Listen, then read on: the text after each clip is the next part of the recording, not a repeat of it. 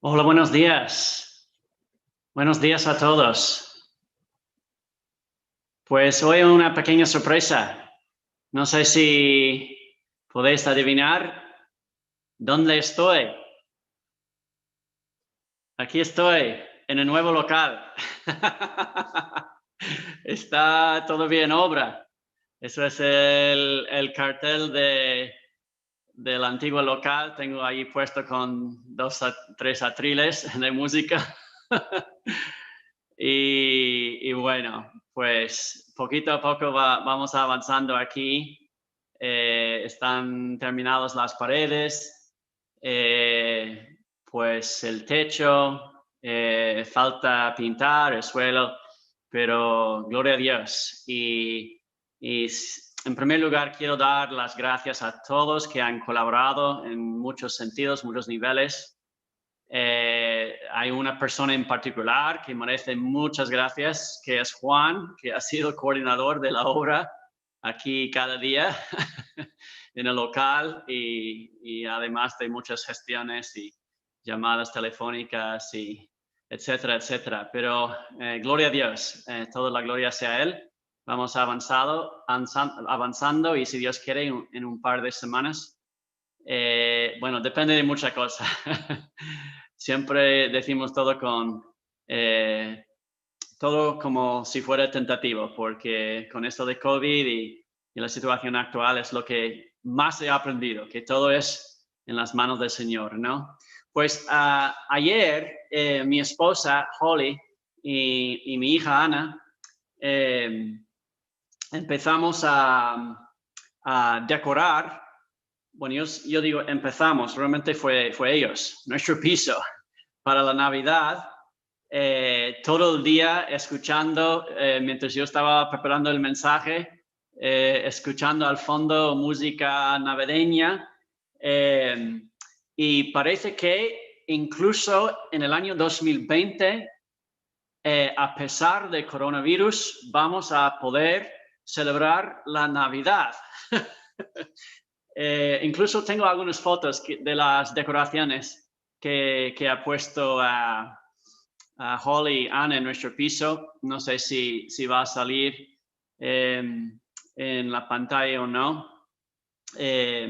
Aquí tenemos algunas fotos que se ve ahí de decoraciones muy bonitos. Ellos tienen un ojo para este tipo de cosas.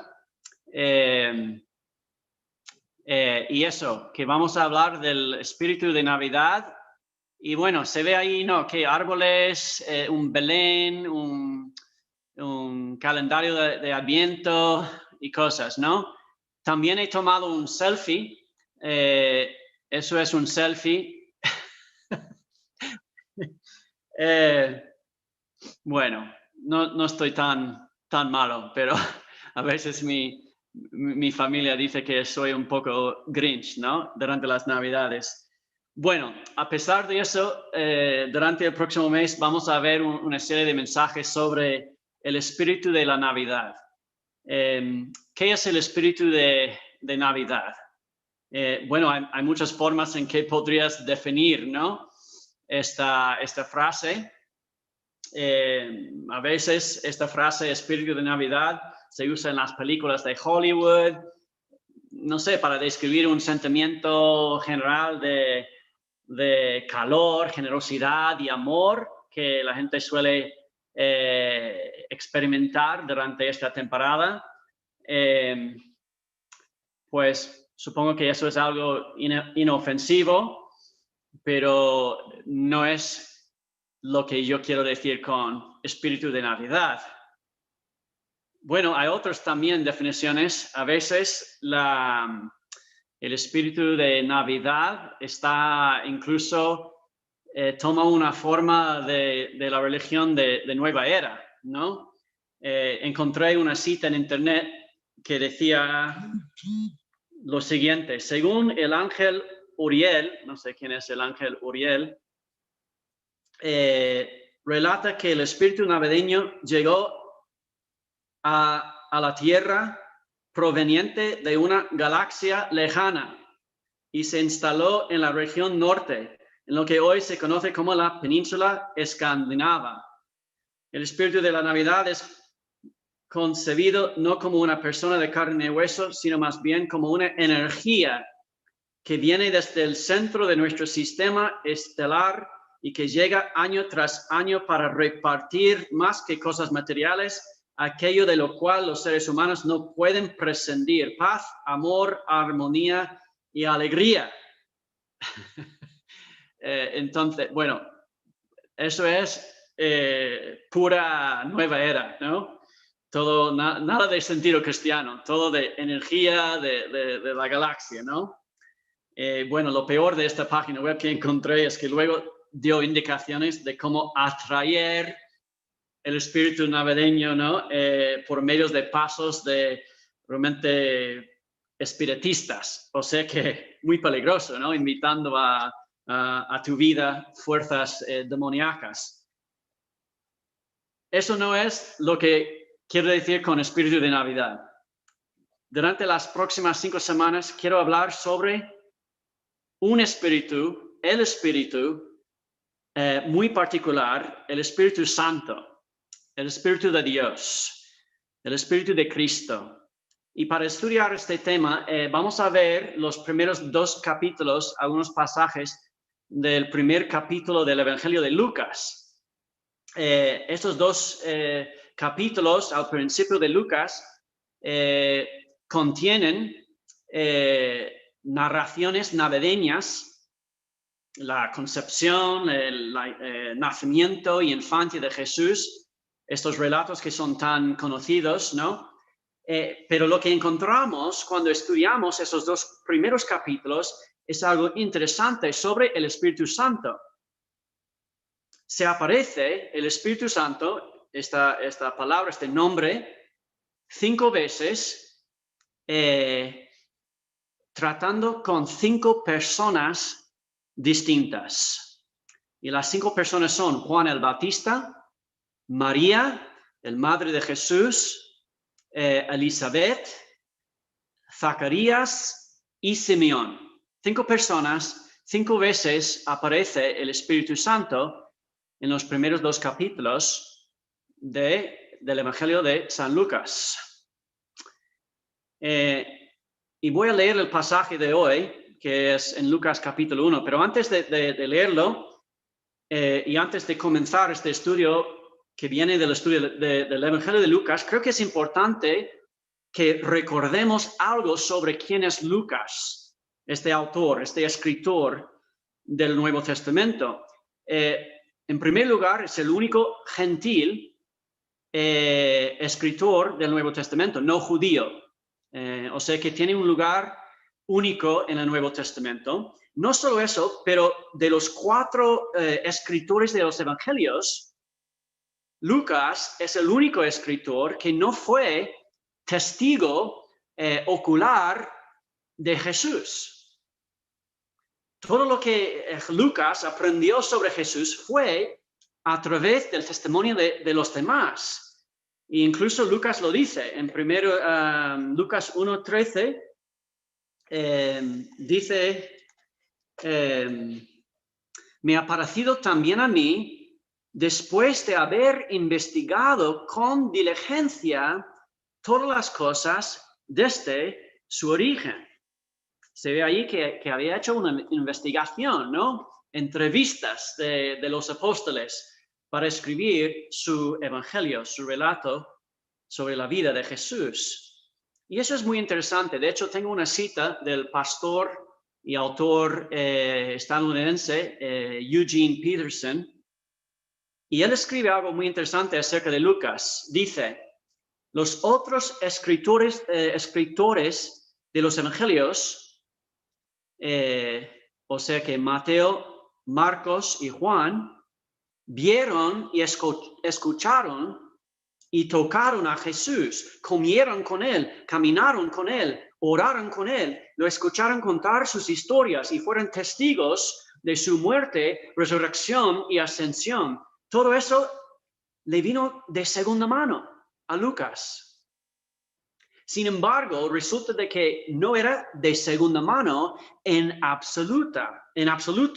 El Espíritu Santo, la forma en que Dios está presente con nosotros, lo hizo todo de primera mano. Eso es muy interesante, hermanos, porque tiene mucho que ver con nosotros. Nosotros en el siglo XXI, aquí en España, no hemos visto a Jesús con nuestros ojos, no somos testigos oculares, pero igual que Lucas, tenemos acceso al Espíritu Santo. Así que no debería sorprendernos tampoco cuando descubrimos que Lucas menciona el Espíritu Santo más que cualquier otro escritor de la Santa Palabra, de la Biblia. De todas las referencias al Espíritu Santo en el Nuevo Testamento, son más de 200, aproximadamente un tercio de ellas aparecen en el Evangelio de Lucas o en el libro de los Hechos, que también escribió Lucas. En estos dos libros de Lucas salen aproximadamente 73 veces el Espíritu Santo. Entonces, vamos a ver la primera mención del Espíritu Santo en el Evangelio de Lucas. Voy a leer Lucas capítulo 1, versículos 5 a 15. Lucas, el Evangelio de Lucas, capítulo 1, 5 a 15. Si tienes una Biblia a la mano, puedes seguir la lectura. Estoy leyendo de la versión Reina Valera. Dice así la palabra de Dios. Lucas 1, 5. Hubo en los días de Herodes, rey de Judea, un sacerdote llamado Zacarías, de la clase de Abías. Su mujer era de las hijas de Aarón y se llamaba Elisabet. Ambos eran justos delante de Dios y andaban irreprensibles en todos los mandamientos y ordenanzas del Señor. Pero no tenían hijo, porque Elisabet era estéril y ambos eran ya de edad avanzada. Aconteció que ejerciendo Zacarías el sacerdocio delante de Dios, según el orden de su clase, conforme a la costumbre del sacerdocio, le tocó en suerte ofrecer el incienso entrando en el santuario del Señor. Versículo 10.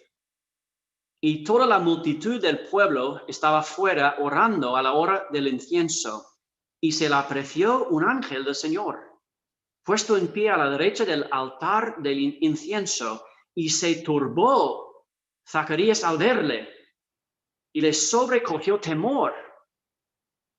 Pero el ángel le dijo: Zacarías, no temas, porque tu oración ha sido oída, y tu mujer Elisabet te dará a luz un hijo, y llamarás su nombre Juan.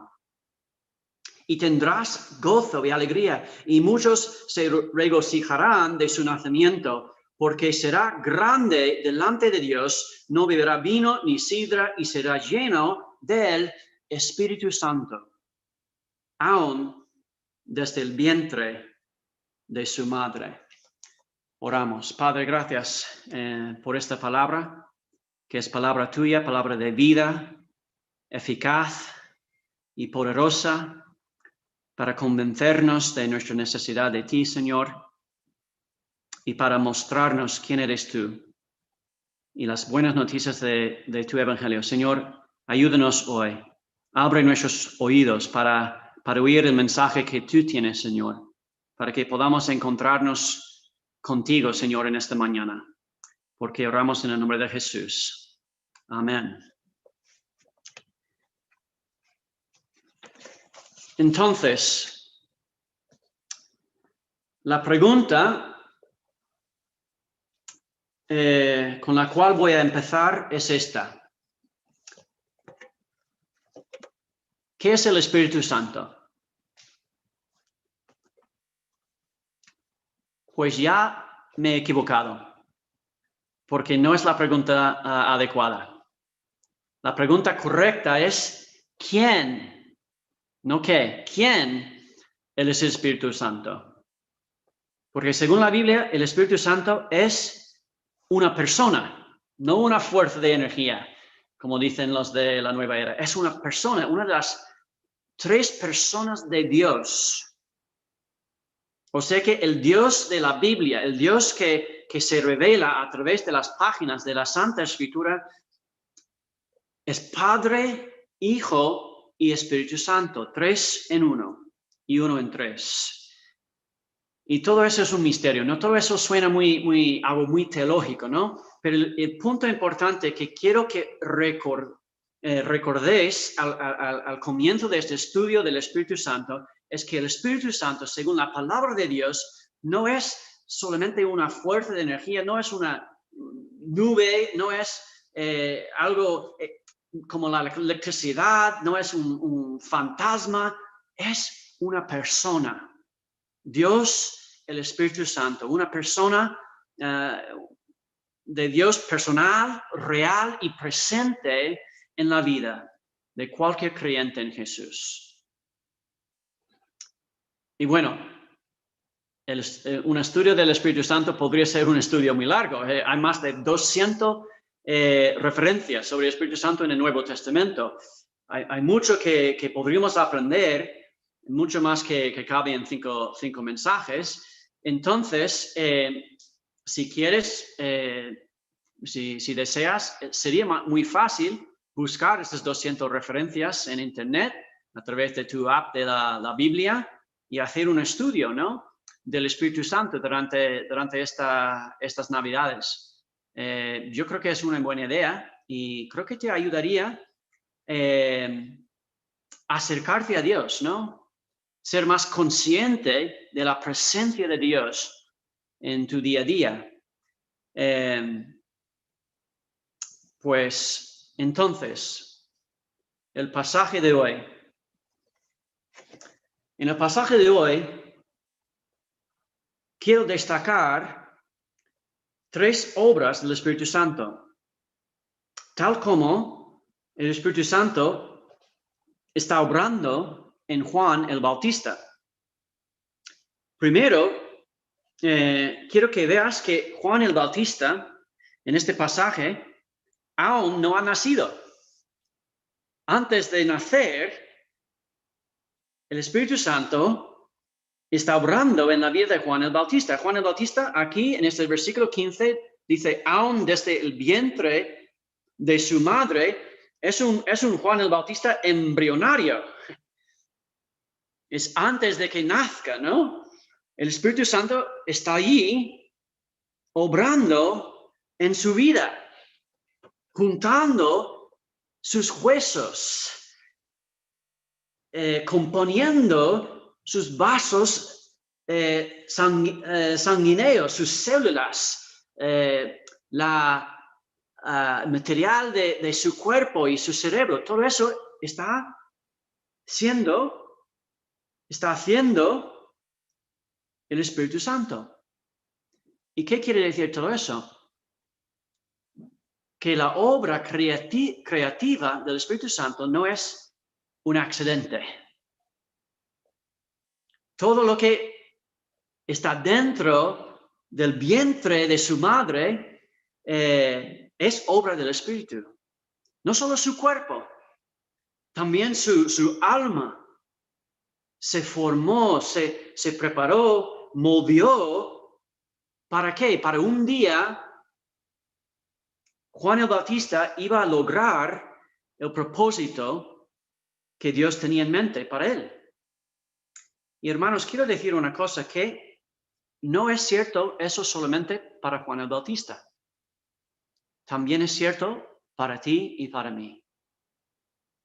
Antes de que tú nacieras, Dios, el Espíritu Santo, estaba obrando en ti. Dice claramente en Juan capítulo 3 y versículo 6, la carne da luz a la carne, pero el Espíritu da a luz al Espíritu. Eso es el Espíritu de Dios, el Espíritu de luz, ¿no? Que desde el principio de nuestras vidas, antes de nacer incluso, Dios está obrando en tu vida.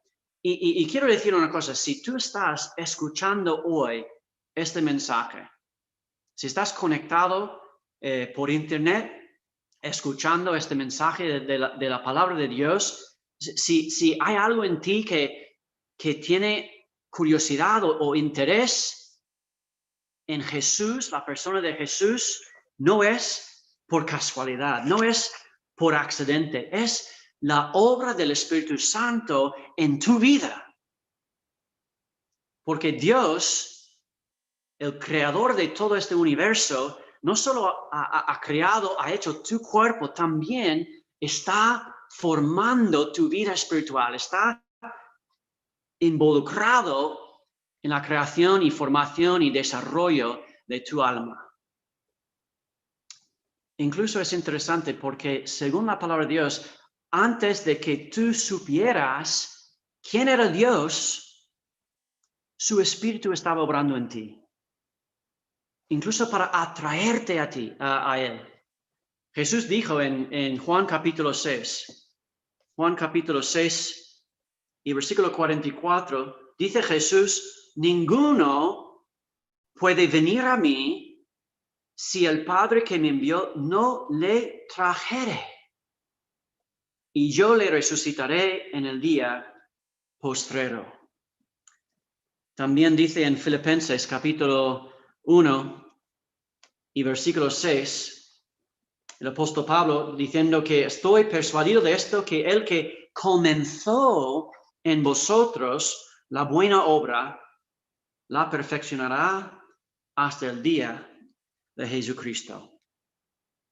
Hermanos, esa es una linda promesa que debe darnos, en primer lugar, un sentido de deuda tan grande a Dios. No solo Dios nos ha creado, también por su Espíritu nos está llamando. Antes de que supiéramos, Jesús nos está llamando. Y también que va a cumplir la tarea. Bueno, vemos también en este pasaje una segunda obra del Espíritu Santo.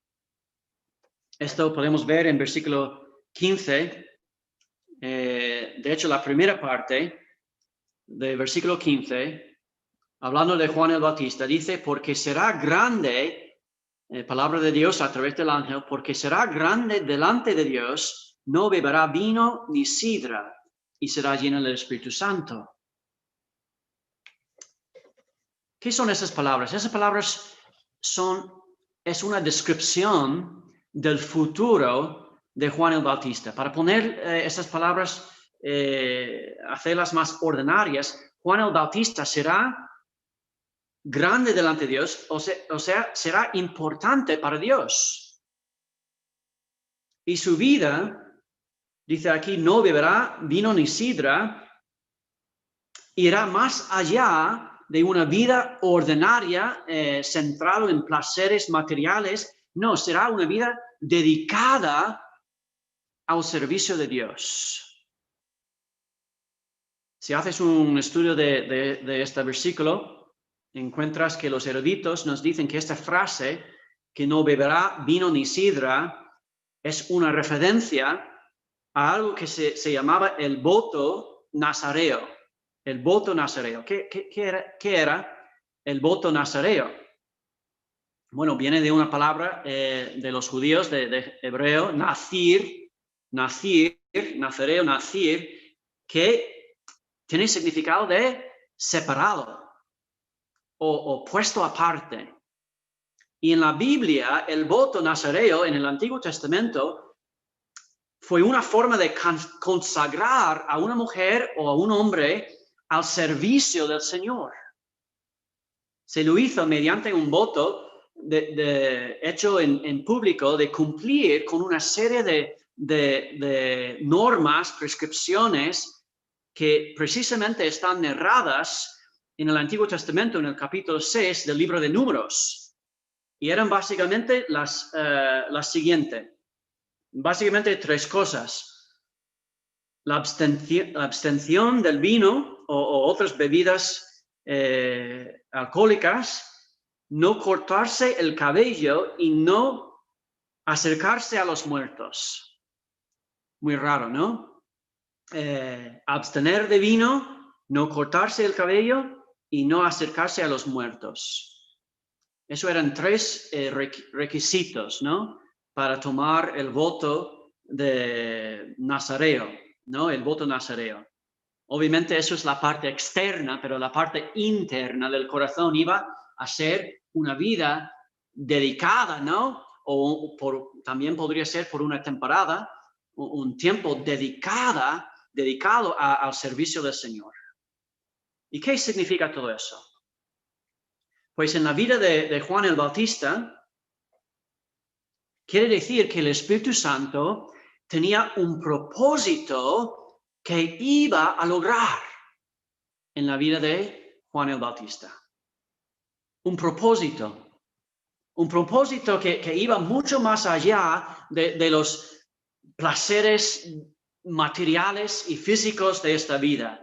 Una bendición que iba más allá de comida y bebida y una vida cómoda. El Espíritu de Dios tenía un diseño particular para la vida de Juan el Bautista que tenía que ver con su dedicación al servicio del Señor. Que él sería grande, importante para con Dios, para cumplir el plan de Dios en su tierra. Y quiero decir una cosa, este diseño del Espíritu Santo, que era cierto para Juan el Bautista, también es cierto para ti y para mí. El Espíritu Santo tiene un propósito que está obrando en tu vida. Dios tiene un diseño particular para tu vida. Eres importante para Dios porque Él desea llevar a cabo su propósito, su plan en la tierra a través de ti. Y no sé si lo crees. Quizás miras a tu vida y no la ves, ¿no? Miras tus metas en la vida y dices, ¿sabes qué? Yo no tengo grandes metas, básicamente quiero comer, beber y tener una vida cómoda. O tal vez deseas más, pero cuando haces una evaluación honesta, sincera de tu vida, piensas que Dios no me puede usar grandemente y en mi vida hay demasiado desorden o falta de esperanza, simplemente. Hablando del espíritu de Navidad, me hizo recordar una historia famosa del autor británico Charles Dickens. No sé si alguno de vosotros acordáis esto que se llamaba el cuento de Navidad, ¿no? O canción de Navidad, donde el señor Ebenezer, Scrooge, ¿no? Vive en un mundo de oscuridad. Es un hombre avaro, tacaño, solitario, no celebra nunca la Navidad, solo piensa en ganar dinero. ¿Y qué pasa en este cuento, no? Una víspera de Navidad, Nochebuena, Scrooge recibe la visita, en primer lugar, del fantasma de su antiguo socio, ¿no? Muerto años atrás, y este le cuenta que por haber sido tan avaro en su vida, toda su maldad se ha convertido en una larga y pesada cadena que debe arrastrar por toda la eternidad. Y luego, ¿qué pasa en este cuento? Pues esta misma noche aparecen 3 espíritus de la Navidad, ¿no? El del pasado, el del presente y finalmente el terrible espíritu del futuro que le muestra su destino, ¿no? Final, su casa saqueada por los pobres, la muerte del pequeño Tim y lo más espantoso que Ebenezer Scrooge tiene que ver su propia tumba.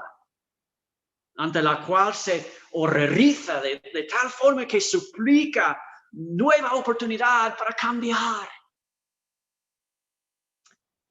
Entonces Scrooge despierta de su pesadilla y tan alegre es que no está muerto, que se convierte, ¿no?, inmediatamente en un hombre generoso, amable, que celebra la Navidad, que está lleno del espíritu de Navidad, ¿no?, de generosidad y quiere ayudar a todos los que le rodean, ¿no?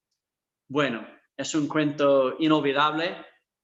Si no lo has visto o escuchado, pues te lo recomiendo. Pero me encanta esta historia por una razón en particular. Porque me recuerda, no es una historia realmente cristiana, pero me recuerda lo que es realmente el propósito y la obra del Espíritu Santo en nuestras vidas. No sé si puedes recordar la primera mención del Espíritu en la Biblia. No es en el Nuevo Testamento. Es en el Antiguo Testamento.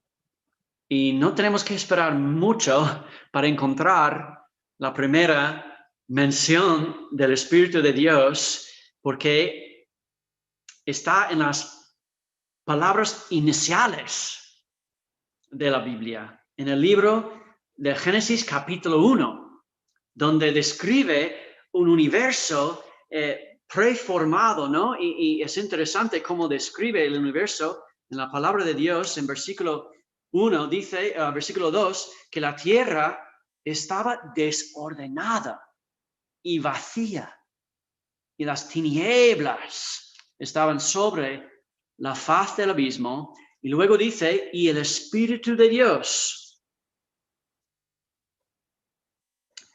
desordenada, vacía y tinieblas. Luego, ¿qué? Dice que, y el Espíritu de Dios se movía sobre la faz de las aguas, y dijo Dios, sea la luz, y fue la luz. Hermanos, quiero decir una cosa, si eres creyente en Jesús, eso es lo que el Espíritu Santo está haciendo en tu vida. El Espíritu de Dios, el propósito del Espíritu de Dios es entrar en las partes de tu vida donde hay desorden, donde te sientes un vacío, donde hay tinieblas en tu vida. ¿Y qué hace el Espíritu Santo? Comienza a traer luz, a transformar tu vida. Comienza un proceso de regeneración. Entonces quiero preguntaros, ¿dónde está la oscuridad en tu vida? ¿Dónde está el desorden, el vacío, la desesperanza en tu vida? Puede ser una situación que estás pasando ahora mismo. Puede ser algo que ya había ocurrido hace unos años, pero te cuesta superar. Quiero decirte una cosa, no lo escondas. Dáselo a Dios. Porque, hermanos, en esos lugares es donde el Espíritu Santo le encanta obrar. Y cuando das tu vida a Dios, tu vida incluso con estos lugares de oscuridad, esos lugares de tinieblas, esos lugares de desorden, el Espíritu Santo entra en esos lugares y transforma las tinieblas en luz. Gálatas capítulo 5 y versículo 22 y 23 dice, pero el fruto del Espíritu es amor, gozo, paz, paciencia, benignidad, bondad, fidelidad, mansedumbre y dominio propio. Esto es el fruto del Espíritu Santo, que es la luz del Espíritu Santo que trae el Espíritu de Dios a tu vida de desorden y desesperanza y tinieblas.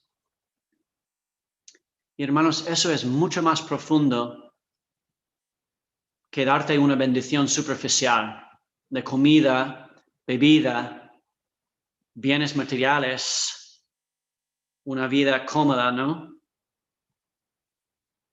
Me hace recordar, creo que os había mencionado una vez que en uno de mis grupos de deporte, el grupo de correr,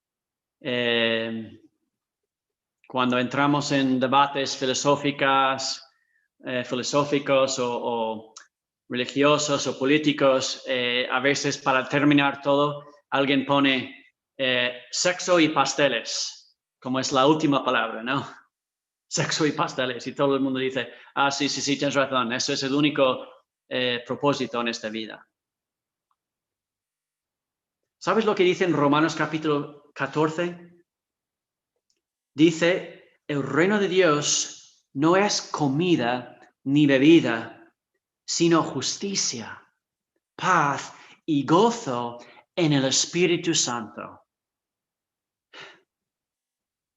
Hermanos, Dios desea una vida de propósito para ti, un propósito profundo, un servicio al Señor, un servicio que va a llenar este vacío, que va a darte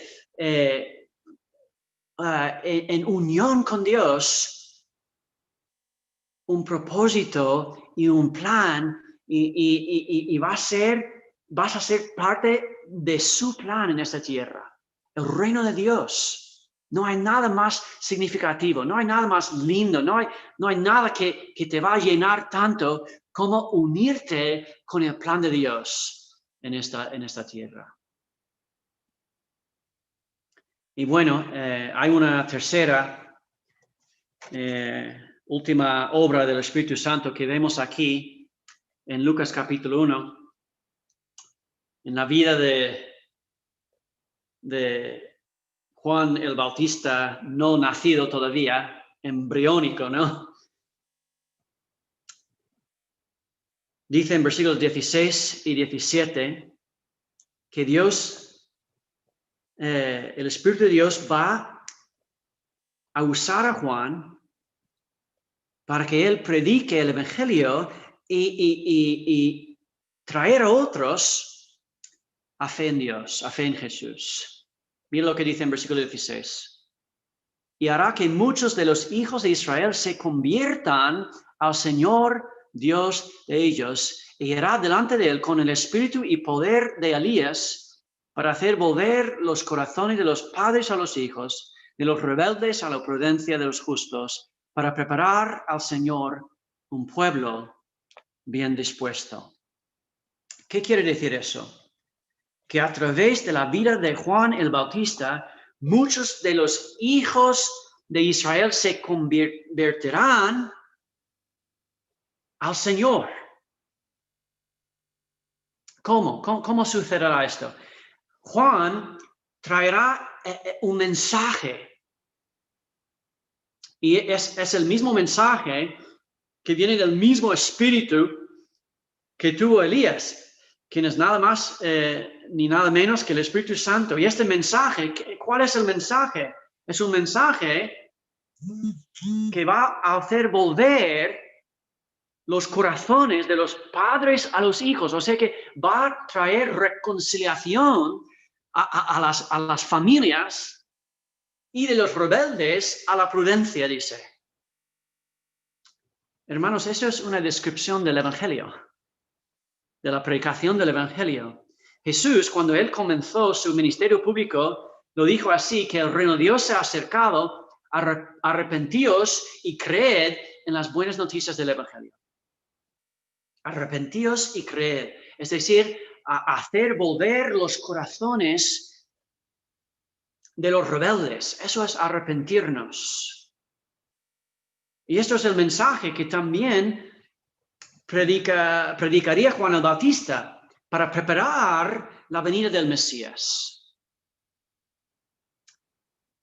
¿Qué quiere decir todo eso para tu vida y para mi vida?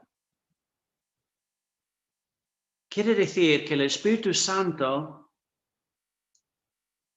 está obrando en tu vida y quiere usarte para predicar el Evangelio y para llevar a los demás a la fe en Jesús. A la fe en Jesús como Mesías.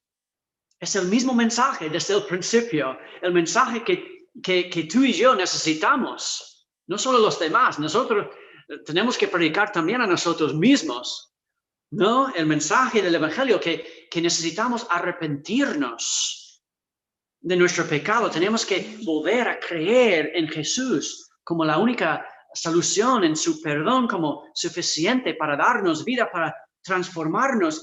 Y esto es nuestra mayor misión en la vida, nuestro mayor privilegio. Y aquí es lo mejor de todo eso, que ni el mensaje ni los resultados dependen de ti. Tanto el mensaje como los resultados también son obras del Espíritu Santo. Eso es buena noticia, hermanos. Como dice en 1 Corintios capítulo 2 y versículo 13,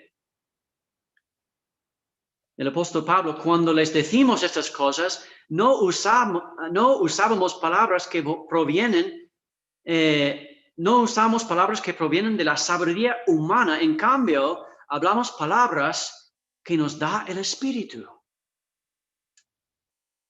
No sé si has captado eso. Cuando compartes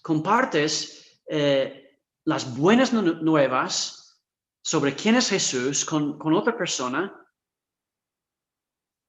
no son las palabras específicas que marcan la diferencia. No es tu elocuencia, no es tu aprendizaje, no. Las palabras dice, te dará el Espíritu.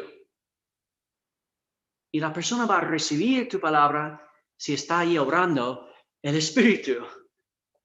Y no solo las palabras, también los resultados. Por eso me encanta tanto la definición de evangelismo. Creo que fue escrito por Bill Bright, fundador de Ágape.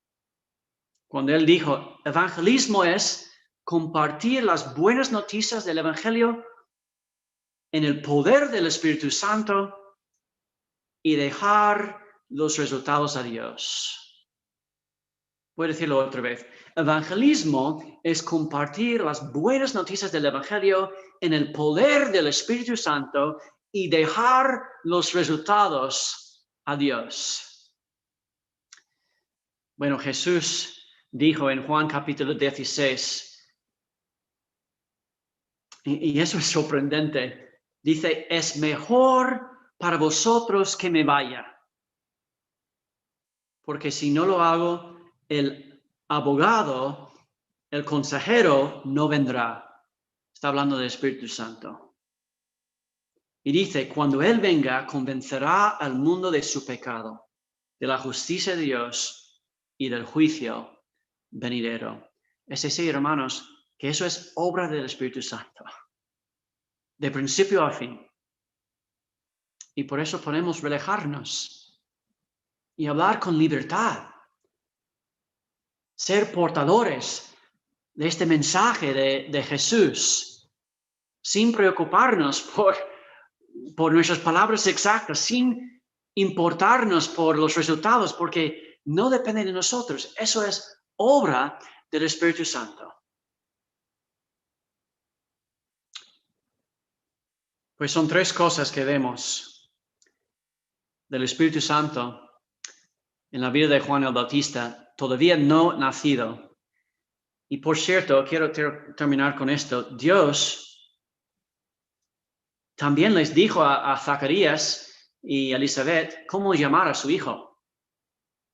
Porque dice en versículo 13, llamará su nombre Juan. Y no sé si sabes lo que significa este nombre Juan.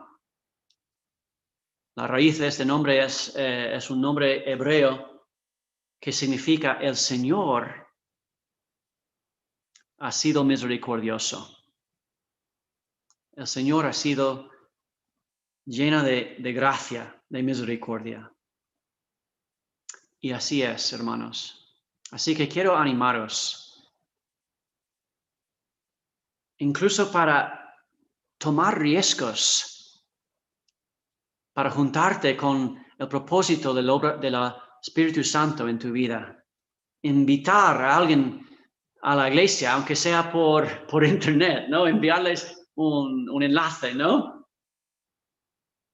Tal vez en esas Navidades Dios te va a dar una oportunidad para regalar una Biblia o un libro cristiano a alguien, o para servir a alguien en el nombre de Jesús, o simplemente para contarle a alguien la diferencia que Jesús ha hecho en tu vida. Porque al final este es el mensaje de la Navidad.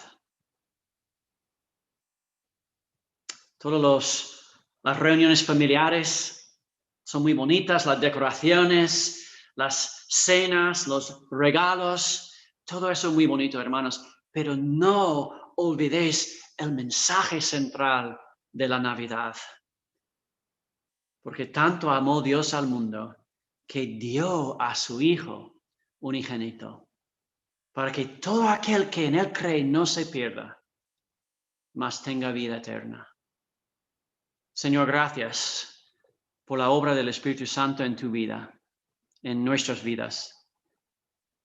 Y Señor, pido que en esta temporada de Navidad, aunque estemos encerrados, confinados, con movilidad limitada, Señor, que tú nos uses, que tu Espíritu Santo obre en nuestros corazones, obre en nuestras vidas, y que seamos tus manos, tus pies, para portar, Señor, esta buena noticia de Jesús al mundo, a un mundo necesitado, a un mundo esperando buenas noticias, porque oramos en el nombre de Jesús. Amén.